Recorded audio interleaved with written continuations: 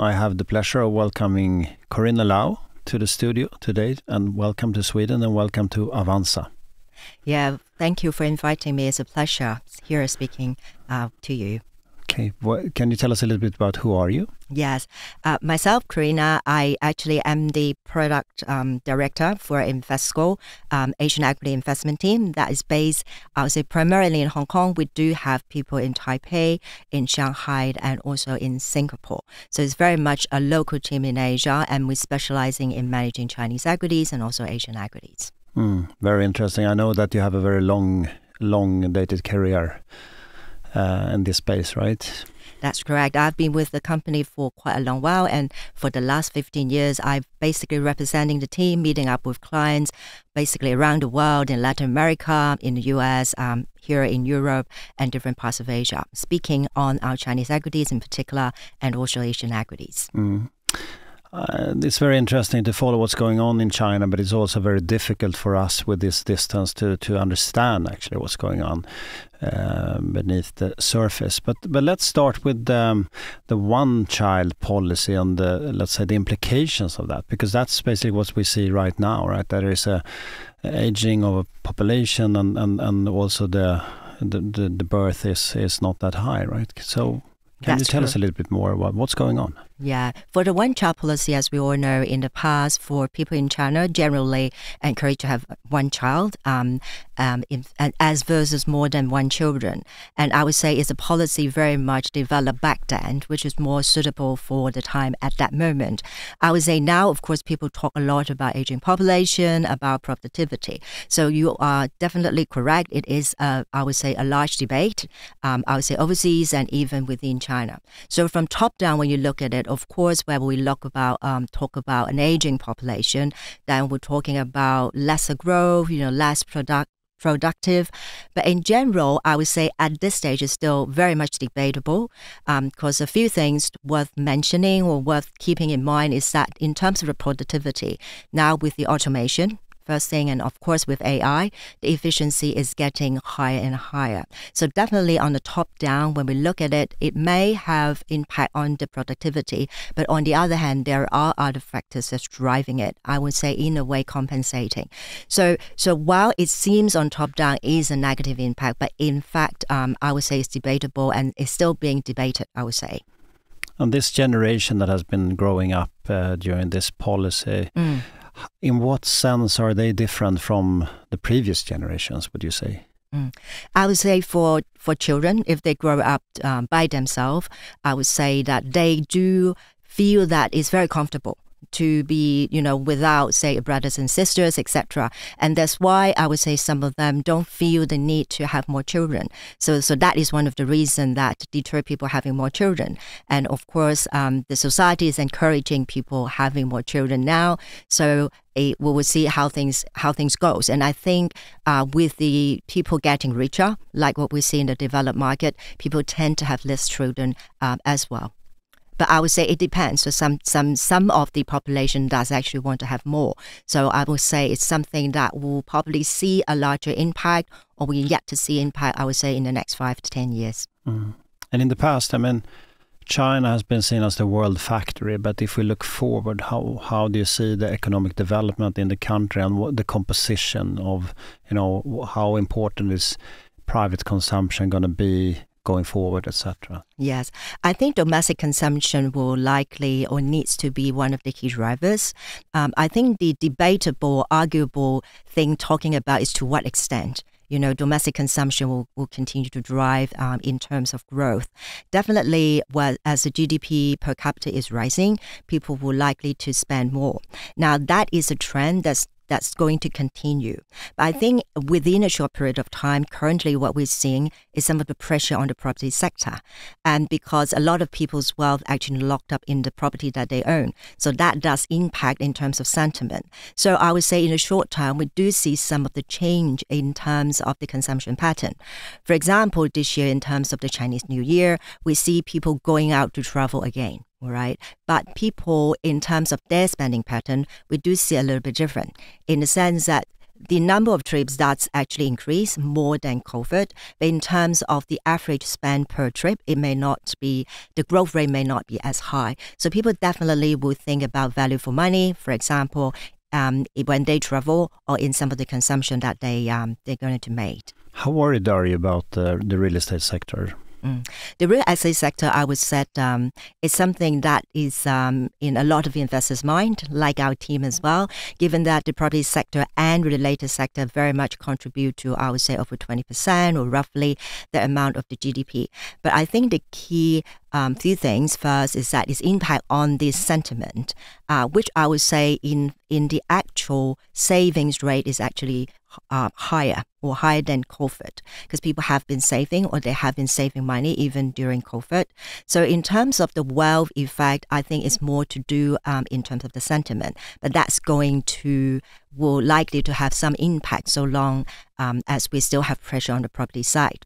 Now, the positive things is that we talk about it widely because everybody sees it, and we do also see some downward adjustment in terms of the property price, which means that I would say the correction has become relatively quicker, and which means that hopefully that would be able to consolidate and move on going ahead.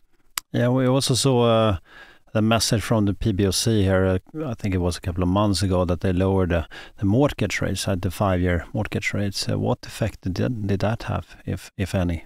Yeah, I think that is part of the supportive policies that we've seen from the authorities.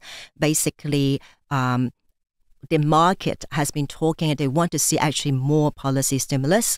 And I would say those are some of the concrete stimulus that we've started to see in supporting, I would say, the property sector and also, I would say, domestic consumption in general. The policy you mentioned will be one of those. And we start to see some positive effect to the economy. That probably takes a little bit of time. But I think yesterday we have the first quarter GDP coming out in China is around 5.3%, and it's generally higher than the market consensus around 5%. So I would say that we still see downward pressure. That is correct. But I would say that it's definitely starting to recover, and we're hopeful to see the recovery coming faster. On the unemployment side, let's say the younger part of the population are, let's say, highly unemployed. Why is that? Yes, I think it's in terms of the growth and also in terms of the graduate from the university. So I think from a positive standpoint is that there has been much effort into education. So a lot of the younger people are now much more educated. So which means every year we do have a large number of graduates coming to the market. So that needs to be absorbed by the market. So which means that the growth rate needs to continue to be high. Right. So at the moment, you are right. There are some headwinds in the sense that we've seen earlier in terms of the unemployment among the graduates is relatively high, I would say.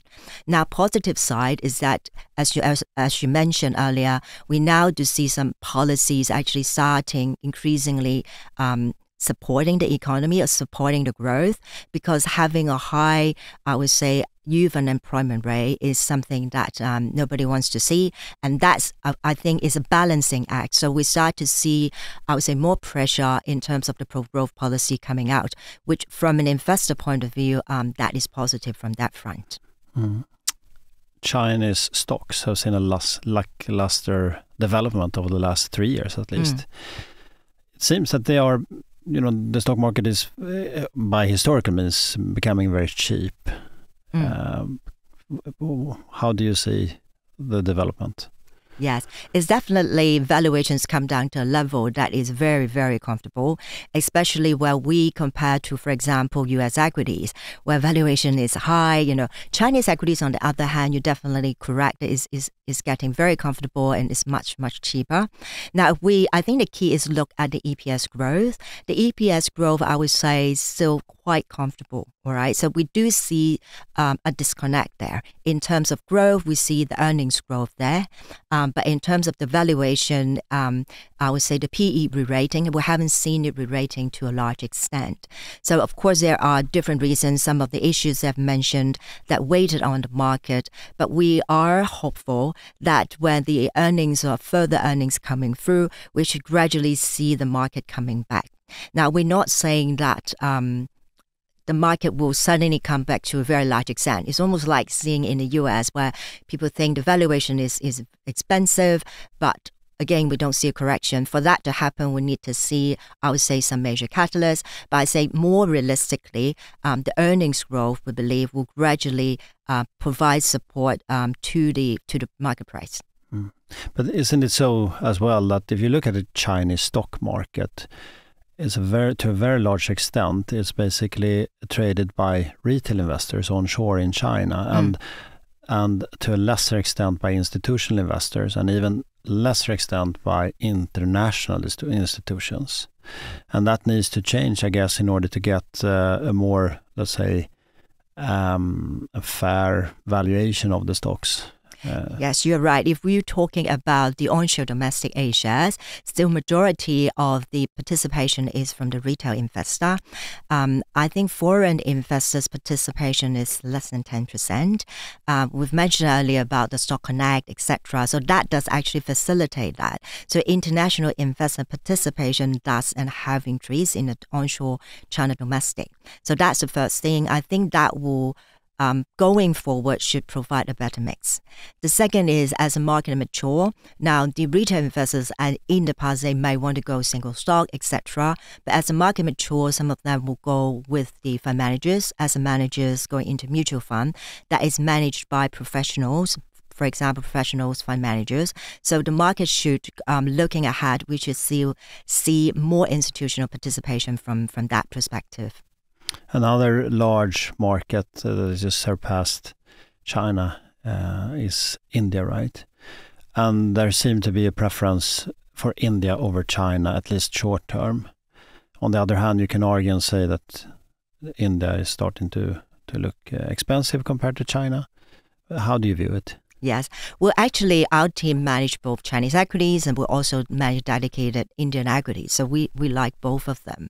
I think at the moment, as you rightly point out, there's a lot of debate about whether people should go China, where valuation is very comfortable. India, on the other hand, valuation is more expensive, but it offers basically much higher growth. It's almost like what we see in China back 10 years ago. So I would say it's a two different thing and it's still being debated. For us, we like both. For India, we see very strong GDP growth. And in the India case, the good thing is that if you look at it for the last 15 years, in terms of the annualized GDP growth and in terms of the market returns, it's actually very much aligned. All right, it's very much at around 10% annualized, and they align. And in some of the emerging markets in general, sometimes, not all the times, you will see the GDP growth actually can translate it into corporate earnings and into market performances. So on that perspective, we'll actually quite positive in India in the sense that I suppose it's less debatable in terms of GDP growth, and historically we do see that translated to earnings. So which means that it will be able to be beneficiary for investor. But we do like both markets. I think it's good to have exposure in some, so a little bit of hedging in the different markets, which very interestingly have very different dynamics. If I may put, for example, where we talk even about the auto sector, all right, in China, a lot of times we're talking about the four-wheeler. The passenger cars are getting more expensive, luxury car. In India, still a lot we see about the two-wheeler, the motorcycle. So you can see the drive for the two growth is actually quite different. And they are, I would say, different types of growth that's worth considering. Let's move to green transition. China is playing a tremendously important role in this green transition in order for the net zero ambition to 2060. And today I realized that China accounts for something like a third of the global CO2 emissions, right? So what's going on in that area and how do you view it? Yes, definitely. China at the moment is one of the largest in terms of the carbon emission. That's partly because China's role basically manufacturing and produce a lot of things for the rest of the world as well. So we do hope investors will consider, investing in some of the companies that will, I would say, assist in the green transition in China, because by doing that is basically helping with the green transition, because the scale in China is very large, right, in terms of the manufacturing base, etc. So once we're able to reduce the carbon emission, that's much more effective. For example, then I have some policy locally. Okay, the impact is actually much, much larger.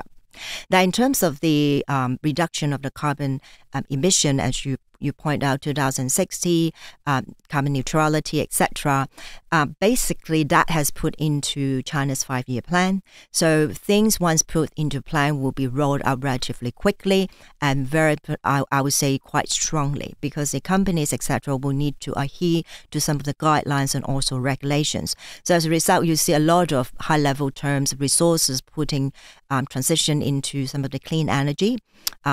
And for example, you heard a lot about the Chinese electrical vehicle, and that's gaining really strongly the grounds. And in terms of demand, they can also do it at a relatively low price, given, I'll say, the economies of scale. So again, those are some of the new opportunities that we've seen coming from China.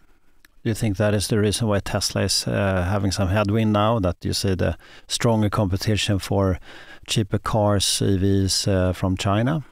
I would say definitely that is one of that. And not only about manufacturing of the electrical vehicle, but China is actually have very high participation in almost the entire supply chain. All right. And so the positive that is that because of the local scale, the domestic demand, which will drive costs lower, and that will assist in terms of green transition, in terms of electrical vehicle for the rest of the world at times where I see a relatively high inflation. It's a little bit odd to say that with regards to inflation, that the world is basically fighting inflation, whereas China is fighting deflation. And then I'm thinking, I know it's important to the party to keep the FX rate stable, right? But how wouldn't it possible to let it weaken a little bit, to export basically deflation to the world? And then in order to increase the level of inflation in China, wouldn't that be a better balance? How? Yes, I think as we speak, with the U.S. interest rate, with the interest rate doesn't going down, of course there is upward pressure or appreciation on the U.S. dollar versus the rest of the world. So renminbi would be one of that's impacted by it. I would say we should take a different time frame. So if I look at from a medium to long term, of course, we do actually want to have a stabilized renminbi. All right, so that is, I would say, more longer term. But in the short term, there will be pressure because of the high rates in the U.S. So, but then, of course, a lower renminbi will be able to, I would say, facilitate exports, as you said. So we're seeing things, I would say, more mid-term or some of the impacts on the medium term. But in general, the ideal is to have a relatively more stable currency. But do you think the PBOC will actually let the currency weaken a little bit step by step, or are they keeping it where it is right now and say not further from here? Yeah. I think in general, the objective is to have a stable renminbi. So I think that's the objective. But if there's too much pressure, of course, as we've seen, we do see some depreciation at times on the renminbi. Okay. Thanks a lot, Corrina. That was a lot. Yeah. Thank you very much. It's a pleasure speaking to you. Thank you for joining us today.